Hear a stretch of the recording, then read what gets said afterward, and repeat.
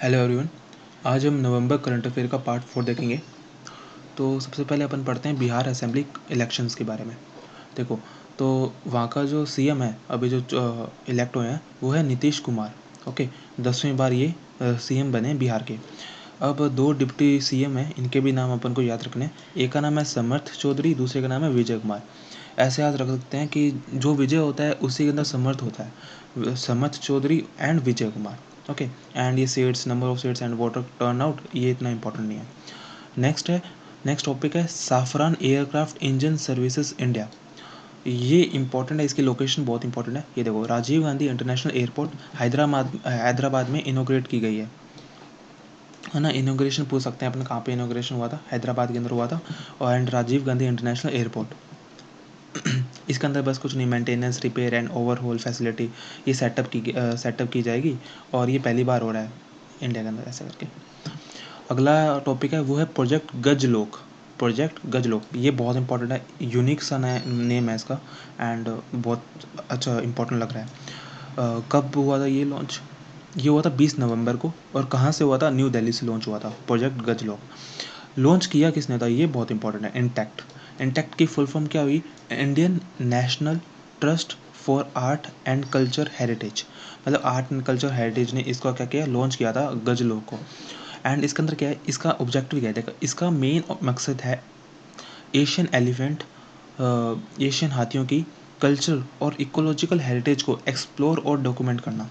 ठीक है, तो बेसिकली ये किसके बारे में है? एशियन एलिफेंट्स के बारे में है। ठीक है, intact Indian national trust for art and culture heritage द्वारा इसे शुरू किया गया था।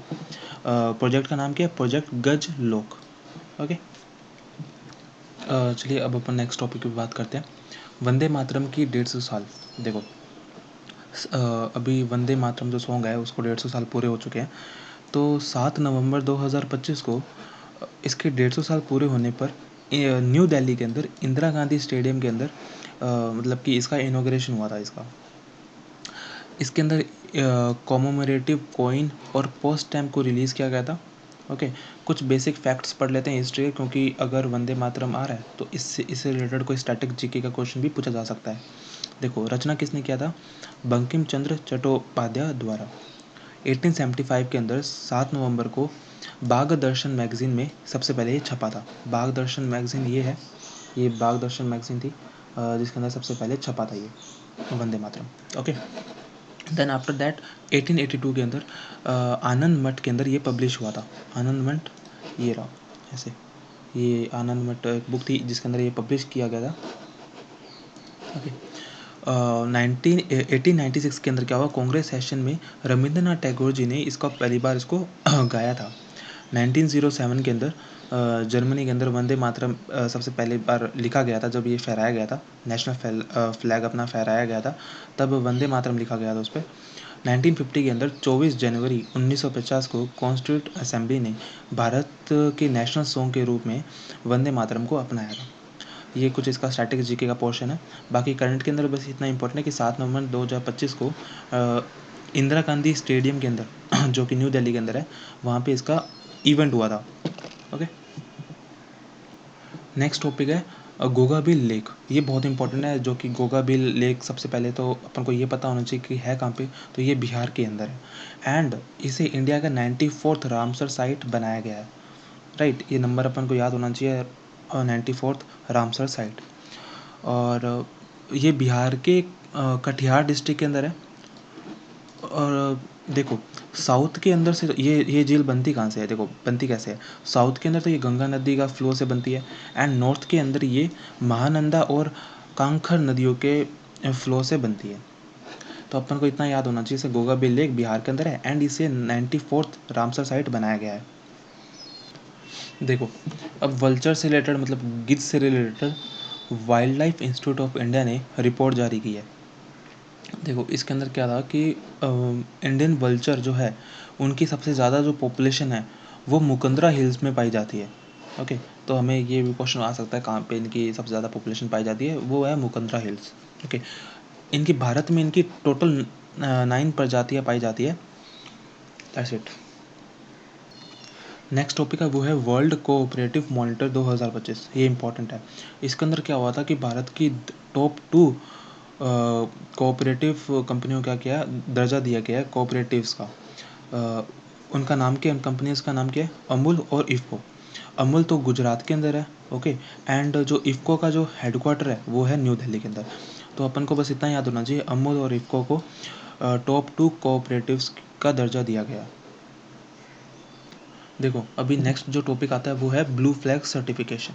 Okay, blue flag certification, blue मतलब ऐसे जो ओशन से रिलेटेड हो, वाटर से रिलेटेड हो ऐसे।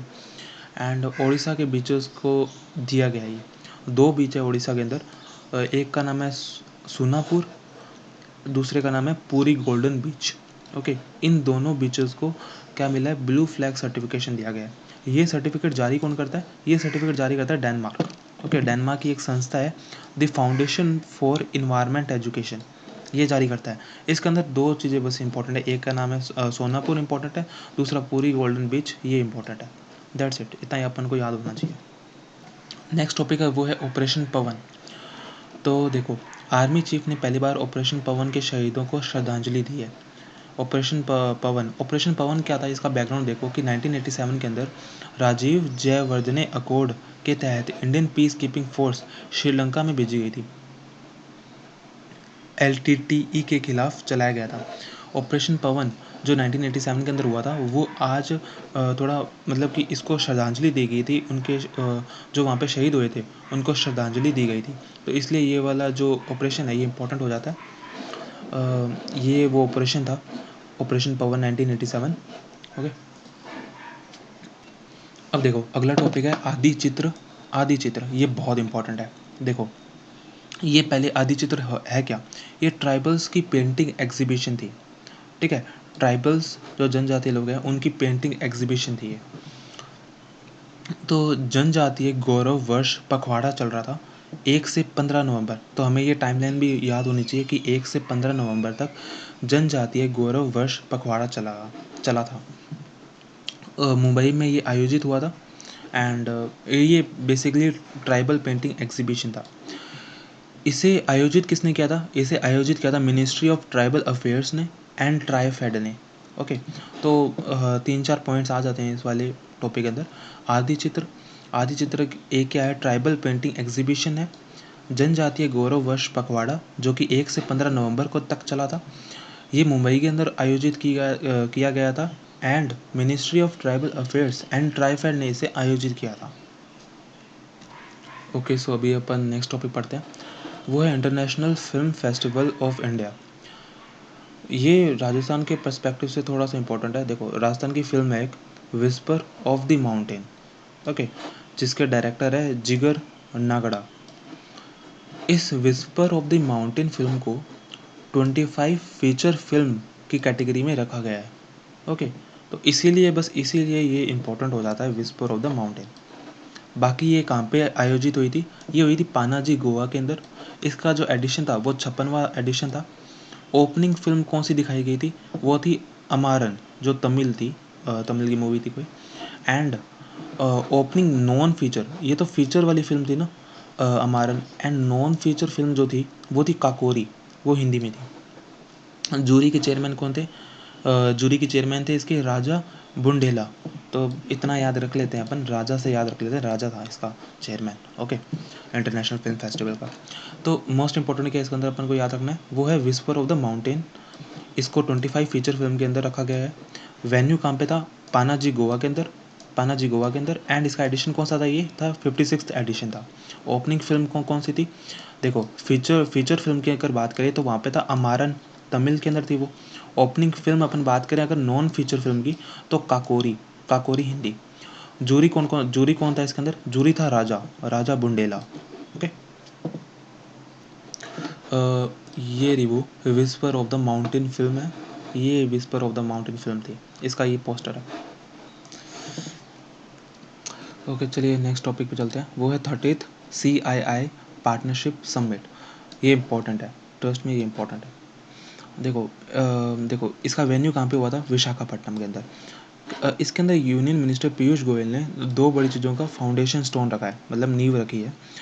पहला तो है इंडियाज़ फर्स्ट ड्रोन सिटी, जो कि है ओरवाकल इंडस्ट्रियल नोडे मतलब कुरनूल के पास में है ये।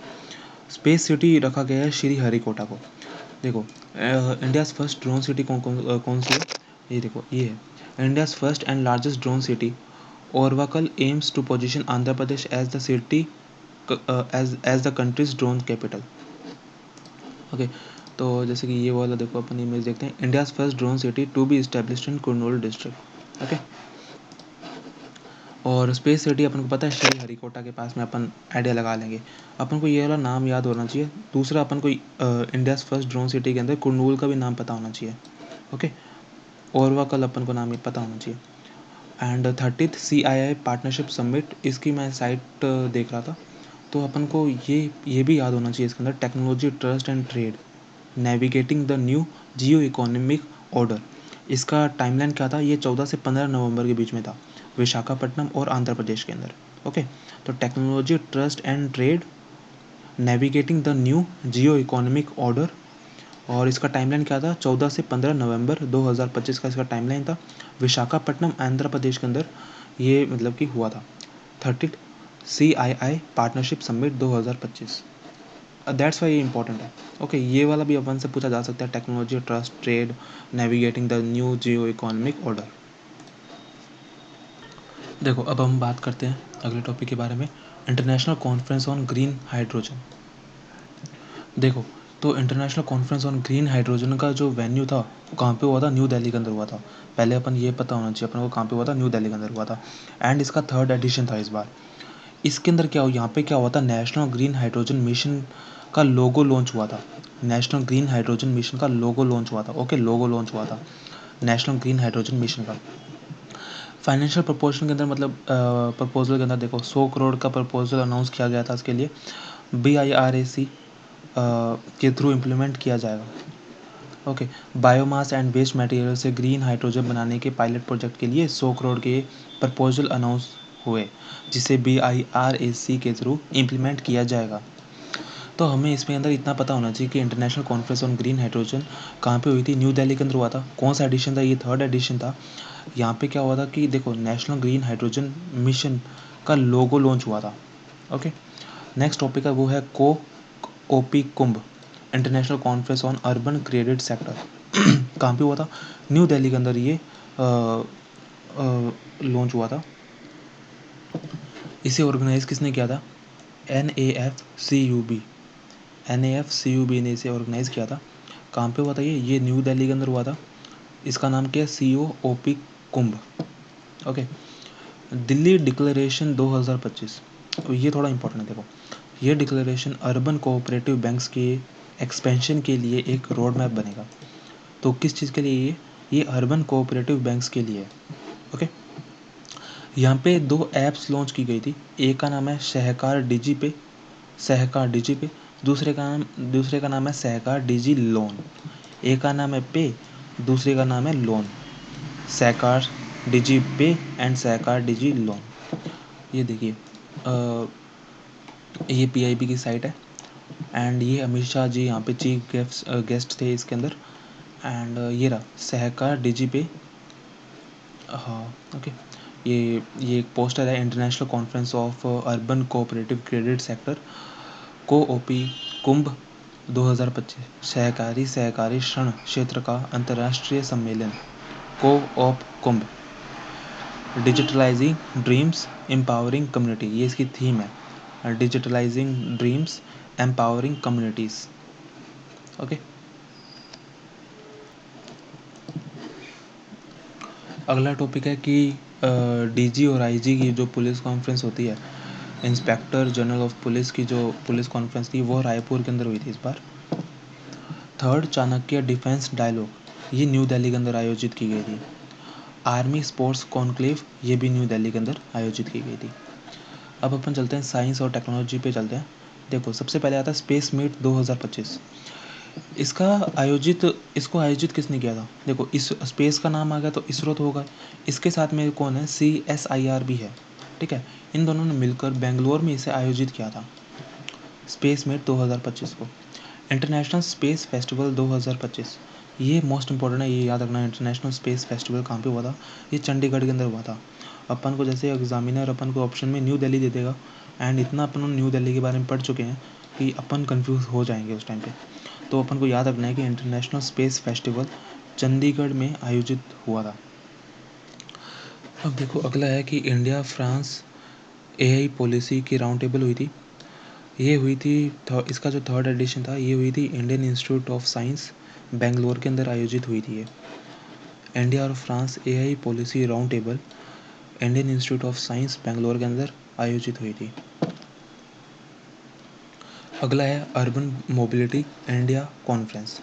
देखो इसका वेन्यू हुआ था, ये था गुड़गांव के अंदर हुआ था। इसका वेन्यू कहाँ पे है? गुड़गांव के अंदर। Best public transport system award किसको दिया गया है? चेन्नई को दिया गया है। देखो अपनों ने पहले पढ़ा था कि उदयपुर को best non motorised transport system का अवार्ड मिला था। सेम उसी के साथ इसे लिंक कर लो क्योंकि ये सेम कॉन्फ्रेंस है। ओके, उदयपुर को best non motorised transport system का अवार्ड मिला था। और urban mobility in India conference कहाँ पे हुई थी? गुड़गांव के अंदर। अब देखो अगला इवेंट देखते हैं। ट्राइबल और कल्चर से जुड़े इवेंट्स देखते हैं। देखो national tribal literature festival and tribal business summit, ये दोनों के दोनों कहाँ पे हुई थी? न्यू दिल्ली के अंदर हुई थी। भारतीय कला महोत्सव ये हुआ था सिकंदराबाद तेलंगाना के अंदर।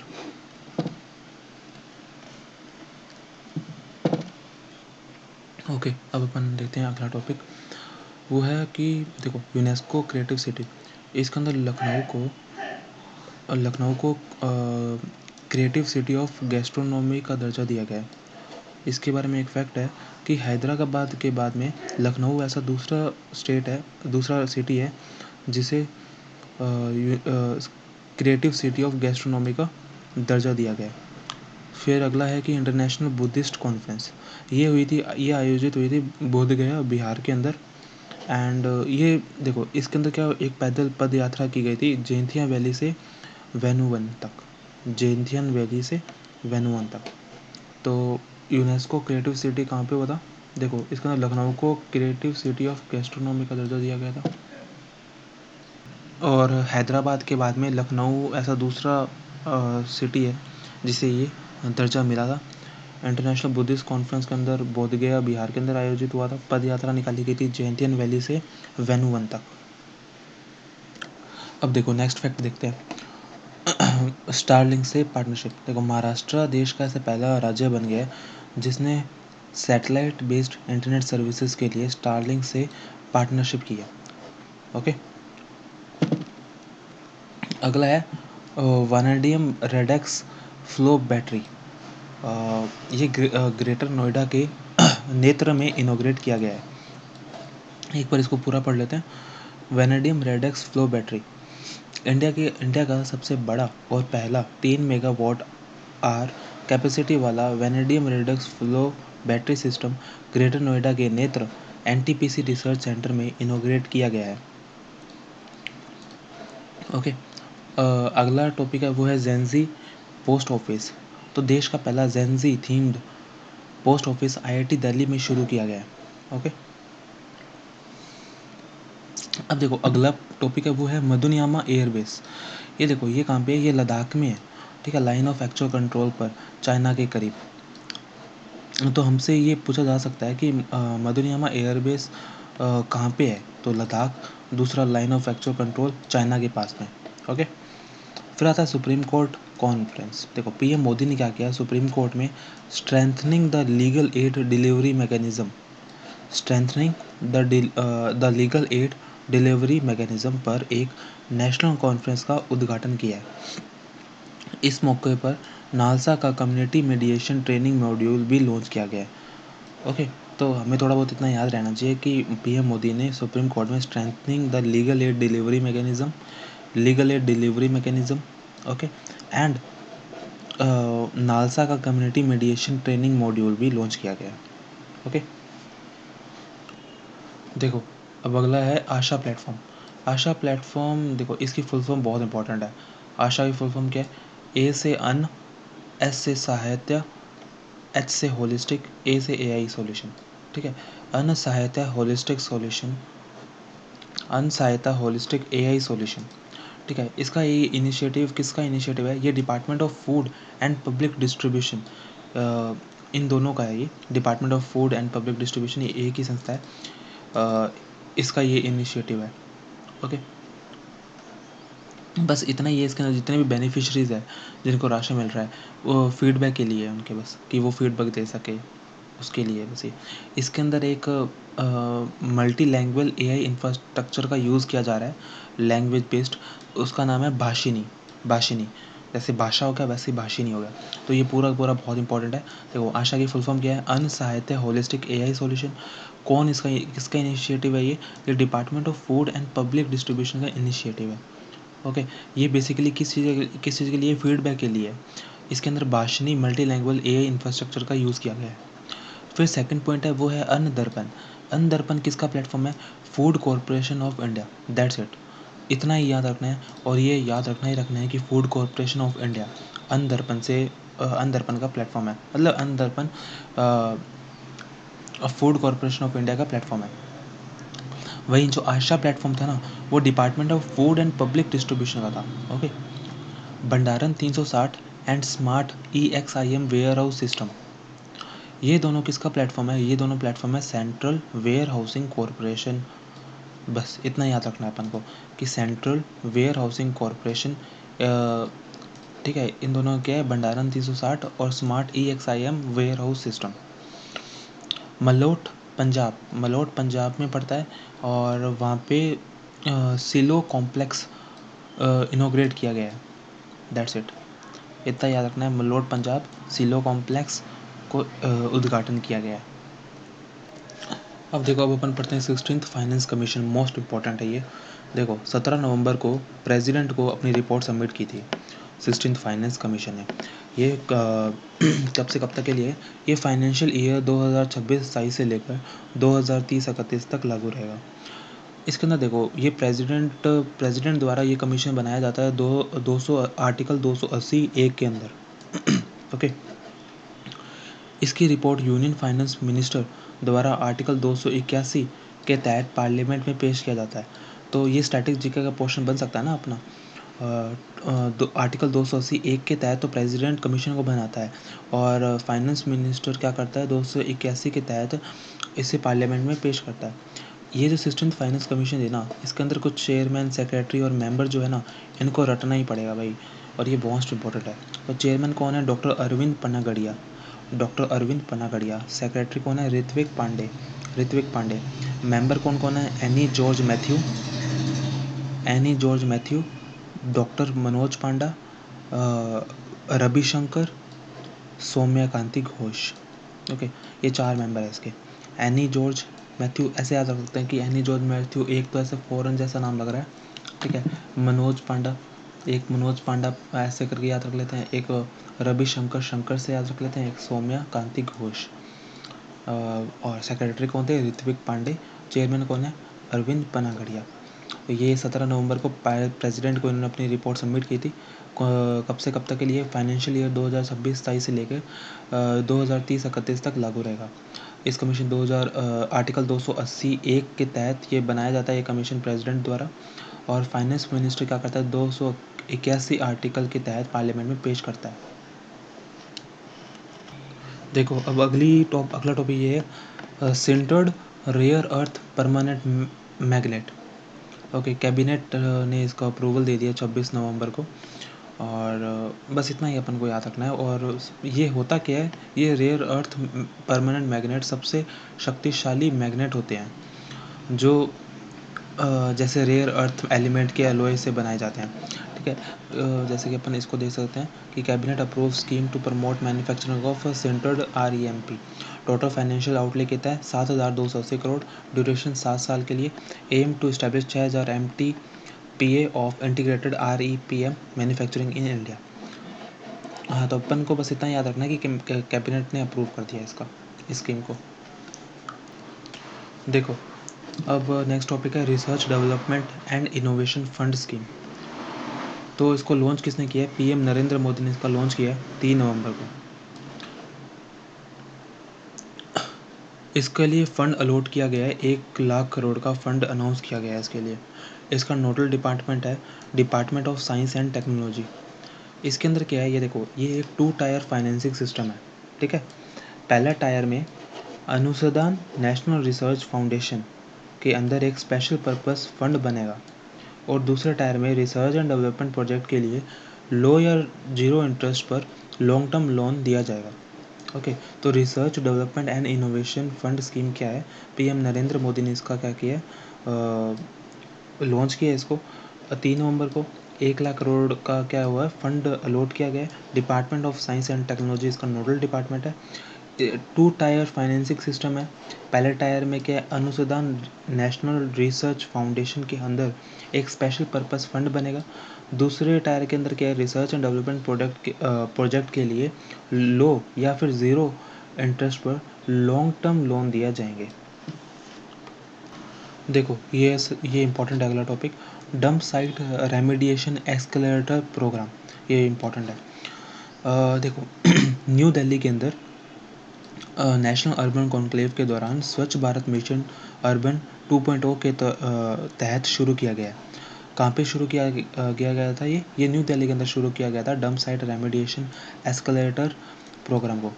टारगेट क्या रखा, टारगेट ईयर क्या है इसके अंदर? देखो सितंबर 2026 तक जितने भी कचरों के पहाड़ है उनको ख़त्म करना है। सितंबर 2026 का मतलब इसी साल के सितंबर में जितने भी कचरों के पहाड़ है उनको ख़त्म करना है। इसके लिए सरकार क्या कर रही है, 550 रुपये पर टन की आर्थिक सहायता दे रही है। इसको अचीव करने के लिए जीरो डंप साइट को अचीव करने के लिए सरकार 550 पर टन की आर्थिक सहायता दे रही है। और क्या, सितंबर 2026 तक ये टारगेट ईयर है कि मतलब मंथ और ईयर अपन को याद होने चाहिए ये कि यहाँ पे क्या होना है, कचरे का पहाड़ ख़त्म करना है। और न्यू दिल्ली के अंदर ये dump site remediation accelerator program launch किया गया था। अब देखो नेशनल अर्बन कॉन्क्लेव के अंदर कुछ मतलब कि कुछ लॉन्च किए गए हैं कई चीज़ें, जैसे कि अर्बन इन्वेस्ट विंडो, इसे लॉन्च किया गया है। इसके अंदर क्या हुआ, वर्ल्ड बैंक और एशियन डेवलपमेंट बैंक, ये लॉन्ग टर्म फंडिंग मिल जाएगी इन बैंकों से। और जल ही जनानी, ये भी नेशनल अर्बन कॉन्क्लेव के अंदर सेटअप किया गया था। एसबीएम नॉलेज मैनेजमेंट यूनिट, इसको भी थोड़ा नाम याद रखना कि ये भी सेटअप किया गया था। तो अर्बन इन्वेस्ट विंडो जो कि हाउसिंग एंड अर्बन अफेयर्स की गाइडेंस में शुरू किया गया था, और वर्ल्ड बैंक और एडीबी मतलब एशियन डेवलपमेंट बैंक से फंडिंग मिल सकती है इससे। जल ही जनानी, ये भी इनिशिएटिव है जो नेशनल अर्बन कॉन्क्लेव के अंदर ही लॉन्च हुआ है। एसबीएम नॉलेज मैनेजमेंट यूनिट, ये भी नेशनल अर्बन कॉन्क्लेव के अंदर लॉन्च हुआ है। अब देखो, अब अपन देखते हैं एक्सपोर्ट प्रमोशन मिशन। ठीक है, देखो कैबिनेट ने इसको 12 नवंबर को अप्रूव दी है। ये जो स्कीम है ना, ये 2025-26 से लेकर 2030-31 तक चलेगी। ओके, ये टाइमलाइन हमें याद होनी चाहिए कि एक्सपोर्ट प्रमोशन मिशन जो है उसकी टाइमलाइन क्या है, 2025-26 से लेकर 2030-31 तक। इसके लिए बजट अलॉट किया गया है 25,000 करोड़ रुपए तक का। इसके लिए इम्प्लीमेंटिंग एजेंसी कौन है इसके अंदर? वो है directorate general of foreign trade. Directorate general of foreign trade, ठीक है। और इसके अंदर दो सब स्कीम्स हैं, एक है एक्सपोर्ट प्रमोशन और एक है एक्सपोर्ट डायरेक्शन, दैट्स इट। तो वापस एक बार रिवाइज कर लेते हैं। एक्सपोर्ट प्रमोशन मिशन क्या है? 12 नवंबर को स्कीम ने कैबिनेट ने मंजूरी दी, 2025-26 से लेकर 2030-31 तक चलेगी। बजट अलॉट किया गया है 25,000 करोड़ तक का। Directorate general of foreign trade द्वारा लागू किया गया है। एक्सपोर्ट प्रमोशन और एक्सपोर्ट डायरेक्शन, ये क्या है, दो सब स्कीम्स है इसके अंदर। नेक्स्ट टॉपिक है हमारा, वो है credit guarantee scheme for exporters. ठीक है, इसका भी अप्रूवल 12 नवंबर को भी किया गया था। मतलब credit guarantee scheme for exporter, इसका अप्रूवल 12 नवंबर को किया गया था। और एक्सपोर्ट प्रमोशन मिशन का भी 12 नवंबर को अप्रूवल दिया गया था। तो क्रेडिट गारंटी स्कीम का इम्प्लीमेंट किसने किया है? डिपार्टमेंट ऑफ फाइनेंशियल सर्विसेज ने national credit guarantee trust company limited के माध्यम से लागू किया जाएगा। ठीक है, तो डिपार्टमेंट ऑफ फाइनेंशियल सर्विसेज और national credit guarantee trustee company limited के द्वारा के माध्यम से लागू किया जाएगा। ये क्या करेगा, ये एलिजिबल एक्सपोर्टर्स को क्या करेगा, 20,000 करोड़ तक के एडिशनल क्रेडिट फैसिलिटी प्रोवाइड करेगा। ठीक है, कितना कितना प्रोवाइड करेगा, 20,000 करोड़ तक का। ओके, देखो ये इंपॉर्टेंट है, इंटीग्रेटेड सोहरा टूरिज्म सर्किट। इसके अंदर क्या है, पीएम देव INE, यानी कि PM development India north east. देखो, prime minister north eastern region development initiative, मतलब जो नॉर्थ ईस्ट वाला जो रीजन है इंडिया के अंदर, उसको डेवलपमेंट करने के लिए ये वाला इंटीग्रेटेड सोहरा टूरिज्म सर्किट। इसके अंदर मेघालय सरकार के सहयोग से ये पूरा किया जा रहा है। सोहरा, देखो सोहरा को क्या बोलते हैं, सोहरा चेरापूंजी का ही दूसरा नाम है। और इसके अंदर कौन सी मिनिस्ट्री का इन्वॉल्वमेंट है, ministry of development of north eastern reason, इसकी नोडल मिनिस्ट्री है। इसके लिए 650 करोड़ का इन्वेस्टमेंट दिया जाएगा वगैरह वगैरह, दैट्स इट। तो इसके अंदर मेन चीज़ क्या है, देखो ये प्रधानमंत्री north eastern region development initiative और मेघालय सरकार के सहयोग से ये किया जा रहा है। 650 करोड़ रुपए का इन्वेस्टमेंट दिया जा रहा है। और कौन कौन सी मिनिस्ट्रीज है इसके अंदर, देखो ministry of development of north eastern reason इसकी नोडल मिनिस्ट्री है। देखो अब अपन नेक्स्ट स्कीम पे चलते हैं, उसका नाम है टैक्स रैम्प्स। तो टैक्स का मतलब हो गया टेक्सटाइल, एंड इसकी फुल फॉर्म है वो अपन को याद करनी है। देखो जैसे क्या है इसकी full form, textile focused research assessment monitoring planning and startup. Textile focused research assessment monitoring planning startup. इसका ड्यूरेशन कब से कब तक के लिए, ये 2025-26 से लेकर 2030-31 तक चलेगी। इसके लिए बजट अलॉट किया गया है 305 करोड़ रुपए का। कौन सी मिनिस्ट्री इन्वॉल्व है इसके अंदर, देखो मिनिस्ट्री ऑफ टेक्सटाइल की आने वाली एक सेंट्रल सेक्टर स्कीम है। हाँ, तो इसके अंदर मिनिस्ट्री ऑफ टेक्सटाइल इन्वॉल्व है और कुछ नहीं है। ठीक है, तो एक बार फिर से देखते हैं इसको, tax ramps, textile focused research assessment monitoring planning and startup. Okay, 2025-26 से लेकर 2030-31 305 करोड़ रुपए तक का मतलब बजट अलॉट किया गया है और मिनिस्ट्री ऑफ टेक्सटाइल के अंदर आता है ये। देखो अब अगला टॉपिक है वो है UPI टिप्स इंटरलिंकेज, ये इंपॉर्टेंट है। देखो RBI ने यूरो एरिया के साथ क्रॉस बॉर्डर पेमेंट को बेहतर बनाने के लिए UPI टिप्स इंटरलिंकेज अनाउंस किया है।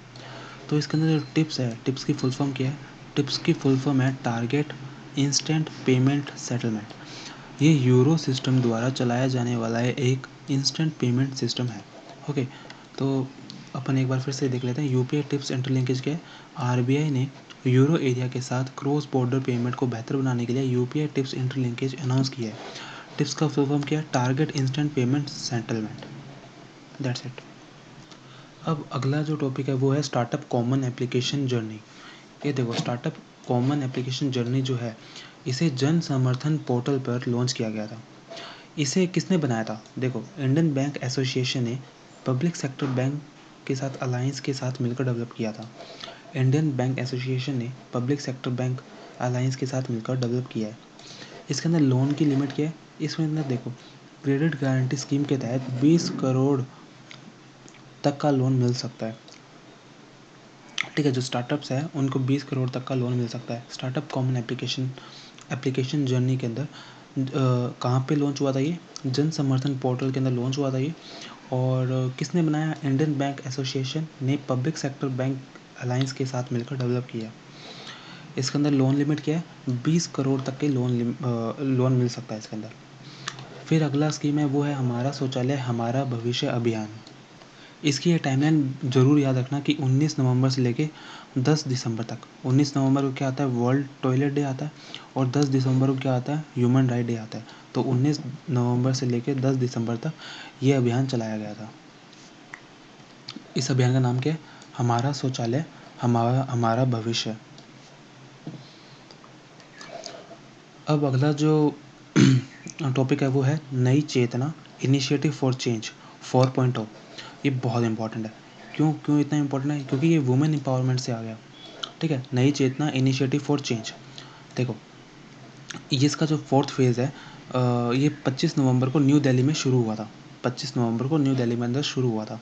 ऑब्जेक्टिव क्या था, ऑब्जेक्टिव यही है कि जेंडर इक्वलिटी हो, वुमेन एम्पावरमेंट को बढ़ावा दे। कौन कौन सी मिनिस्ट्रीज और डिपार्टमेंट इसके अंदर इन्वॉल्व है, तो देखो ministry of rural development. Ministry of rural development के तहत चलने वाले दीनदयाल उपाध्याय योजना, दीनदयाल दीनदयाल अंत्योदय योजना नेशनल रूरल लाइवलीहुड मिशन द्वारा आयोजित किया गया है। मतलब डे NRLM ये बीच में इन्वॉल्व हो गया, इसका इन्वॉल्वमेंट हो गया इसके अंदर। मिनिस्ट्री ऑफ रूरल डेवलपमेंट के तहत चलने वाले दीनदयाल अंत्योदय योजना और नेशनल रूरल लाइवलीहुड मिशन द्वारा आयोजित किया गया है।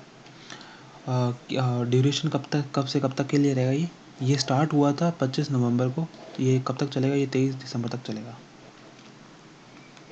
और इसका नाम क्या है? नई चेतना इनिशिएटिव फॉर चेंज 4.0।